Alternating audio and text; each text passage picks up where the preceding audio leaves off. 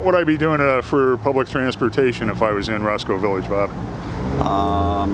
Walk south to Belmont and ride the Belmont bus as far east as Sheffield. Okay. Or you can stay here on Roscoe and walk to the corner of Lincoln, Roscoe, and Paulina, where there's a Brown Line stop. Brown Line stop, okay. And I could actually even walk to the Sheffield and Belmont L from here. It's not about a mile. Yeah. Mile and a half. When the weather's good, it doesn't seem like much of a stretch.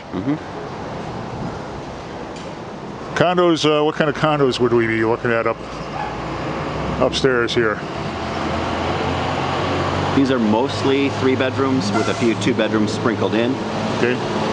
3 bedrooms start off at $379,000, which really behaves more like a 2 bedroom plus den. 2 bedrooms start off at about the same price. More features, more amenities, puts you in the mid 400 range.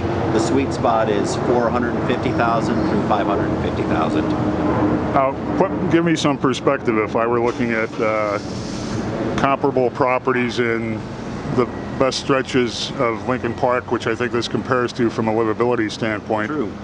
Or Lakeview. What kind of price levels for comparable housing here? Slightly more expensive in Lincoln Park, slightly more expensive as you move farther east into Lakeview, but not that much.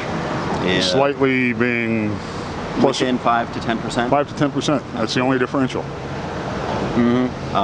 Like you said at the beginning, 20 years ago, no one wanted to live in Roscoe Village. Today, you can't afford to live in Roscoe Village. What types of housing is Roscoe Village lacking? Where do you see a demand that you can't fill in the neighborhood here, besides affordable housing? Well, there within walking distance of Roscoe Village, there even is affordable housing. You're in an older housing stock, and then along the river, and then along Clybourne to the south of Roscoe Village, there are even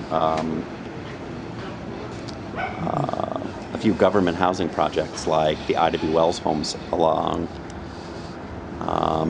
Clybourne at Wellington. What you don't get a lot of in Roscoe Village are smaller places, but your studios and 1 bedrooms are more in demand closer to the city center. There are some 1 bedrooms at the first condo development here in Roscoe Village, which would be the Pencil Factory Lofts back at Ravenswood and Roscoe. And generally they sell quickly and appreciate nicely.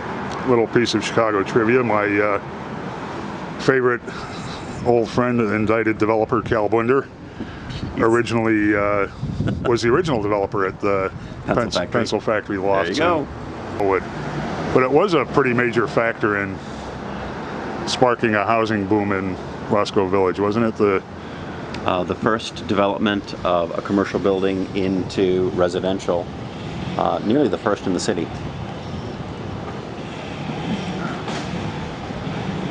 I think it was the first loft building, to put a little finer point on the trivia, that was a full-service loft building that had a range of amenities. Oh, like a health club, a sun health deck, club, sun deck, security, security, perhaps a part-time doorman, and parking. Yeah, and it was really the first loft building in the entire city of Chicago to offer that kind of a package. Took a second developer to sell it, but the package was right.